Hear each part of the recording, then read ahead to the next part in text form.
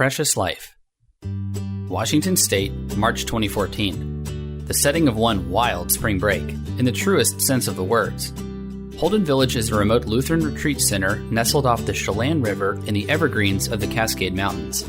I traveled there with Grace Lutheran Church during college.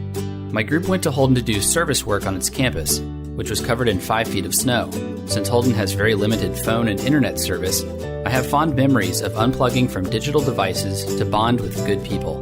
I also gained a deep sense of appreciation for my own well-being after a hike turned dangerous for a friend. Our hiking trip was a break from working and started on a snow-covered trail west of Holden. Even though we wore snowshoes to walk on the snow, we had to be careful of post holes. Sunlight warms a patch of snow, making it soft enough to create hollow pockets underneath the surface. When a hiker walks over a pocket, his leg sinks in, creating a post hole. Post holes aren't usually dangerous, if you get out right after plunging into one. We stopped in a clearing about 2 miles into the hike to have a brief service, and because we were all facing the same direction, we didn't see a girl we had met at Holden sitting in the back. After finishing the ceremony, we started returning toward campus. Suddenly, someone realized the girl had been sitting in a post hole for about 20 minutes, and she wasn't standing up. How could she have done such a thing? I wondered in disbelief. A wilderness guide at Holden had warned us not to rest in a hole. Water from melting snow can quickly soak through a person's clothes and make them hypothermic. My frustration quickly turned to concern for her safety. The girl's face was a pale shade of blue, and she was trembling.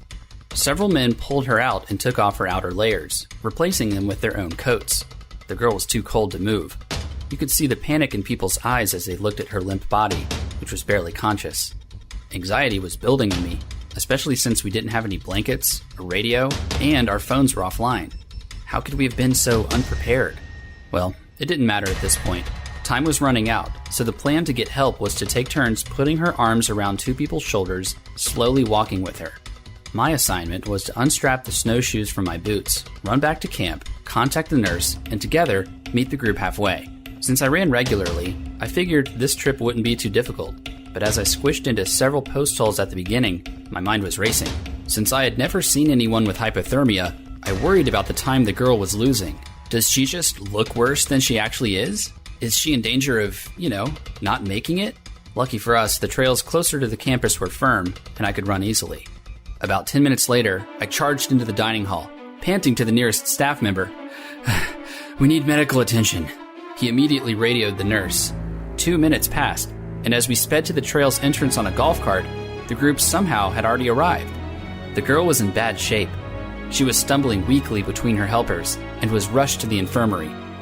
We all desperately wanted to see the girl as the nurse tended to her, but since she had to have wet clothing removed, the door was closed for privacy.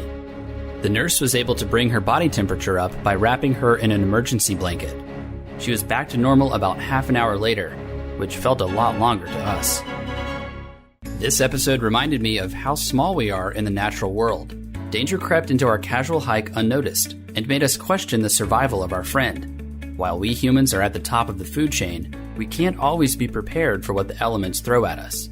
The fact that the group made a plan and got her back to the camp so fast still baffles me. This story made me more strongly appreciate the precious life we have. Have you ever been in a situation when you or a friend was in danger?